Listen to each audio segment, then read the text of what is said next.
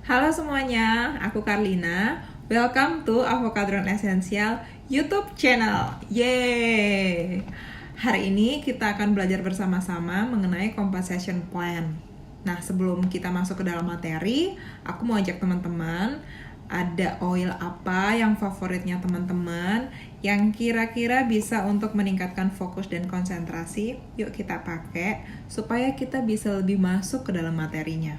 Kalau aku kali ini aku mau pakai Clarity, jadi supaya aku bisa menjelaskan materi dengan fokus dan konsentrasi, semoga bisa mudah untuk dipahami.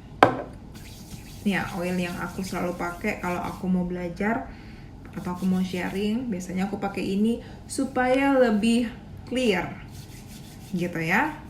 Oke, kita langsung mulai. Kenapa sih penting untuk kita belajar tentang compensation plan? Yang pertama begini, jadi kalau kita mau menuju ke suatu tempat, penting kan untuk tahu terlebih dahulu tempatnya itu di mana. Jadi kalau kita ada buka Google Map contohnya, kita harus tentukan dulu titik lokasi di mana kita harus pergi. Setelah itu kita menentukan dengan cara apa kita pergi ke tempat tersebut. Betul? Nah, belajar compensation plan itu ibaratnya adalah seperti kita menentukan bagaimana cara kita untuk mencapai goal kita di Young Living. Contohnya, misalnya kita mau jadi star. Oke, kita mau pergi ke tempat tujuan kita nih, star. Tapi bagaimana cara kita untuk bisa menjadi star, itu fungsinya kita belajar compensation plan. Gitu ya. Jadi, kita mau belajar bersama-sama supaya kita bisa lebih mengerti bagaimana kita menjalankan bisnis Young Living dengan lebih strategis dan efektif. Supaya apa? Supaya hasil yang kita dapatkan juga bisa lebih maksimal. Oke? Ketika kita sudah menentukan bagaimana cara kita untuk mencapai goal tersebut, maka cara tersebut akan kita bisa breakdown lagi menjadi aktivitas-aktivitas mingguan, bahkan sampai harian. Dan kalau mau lebih detail lagi, kita bisa kerjakan tuh. Kita hari ini kita mau ngapain aja, jam berapa, apa aja yang harus kita kerjakan. Jadi, segala sesuatu yang kita lakukan itu bisa lebih efektif dan tepat sasaran. Jadi, kita tidak buang-buang energi untuk hal-hal yang tidak berguna. Seperti itu ya. Oke, udah dipakai ya semua oilnya, udah segar semuanya, konsentrasi. Kita mau mulai ke materi kita yang pertama, yang paling basic. Kita mau belajar tentang terminologi di dalam compensation plan, supaya kita semua masing-masing memiliki pengertian yang sama. Jadi ke depan kalau misalnya kita bahas tentang istilah-istilah PV, OGV, enroller, sponsor, organisasi, udah nggak ada yang oh itu apa ya, bedanya PV dengan poin apa ya, bedanya enroller dengan sponsor apa ya. Aku tahu, pasti kebalik-balik. Aku juga dulu begitu. Baru beberapa lama setelah join Young Living baru tahu, oh ini bedanya sponsor dan enroller. Jadi kalau teman-teman bingung, it's okay. Kita semua juga dulunya bingung. Itulah sebabnya makanya kita belajar bersama-sama. Oke, kita mulai. Yang pertama adalah PV. PV itu apa sih? PV adalah singkatan dari personal volume. PV adalah mata uang di dalam Young Living. Jadi kalau teman-teman lihat di dalam price list, itu kan ada kan daftar harga oil dan daftar satuan PV-nya. Contohnya, lemon essential oil. Kalau nggak salah harganya sekitar 170-an ribu, PV-nya sekitar 11,5 PV. Nah, si PV ini itu adalah satuan mata uang. Kayak kita beli minyak goreng harganya 23.000. Nah, harganya oil ini seharga 11,5 PV. Jadi, PV sama dengan mata uang. Jadi, satu PV itu senilai berapa sih kalau di Young Living?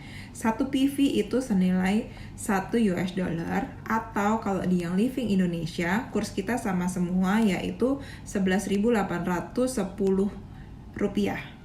Ya, jadi ketika kita belanja, maka satuannya adalah PV.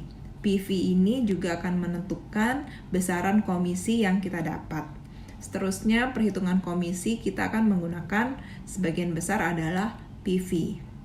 Oke, sampai di sini jelas ya? Next, kita akan belajar tentang OGV. OGV adalah Organization Group Volume. Apa sih OGV itu? OGV adalah total volume order organisasi dihitung dan diakumulasikan dari pembelanjaan kita pribadi dengan total pembelanjaan semua member yang ada di bawah kita. Jadi contohnya misalnya aku belanja 100 PV.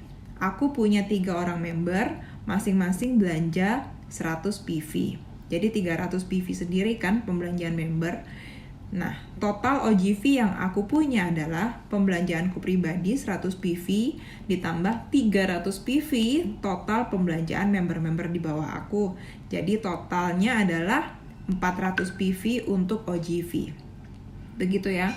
Jadi ketika aku punya member, memberku punya member, memberku punya member, dan seterusnya, istilahnya semua keturunan kita bilangnya keturunan di Young Living, itu total pembelanjaannya adalah jumlah OGV kita.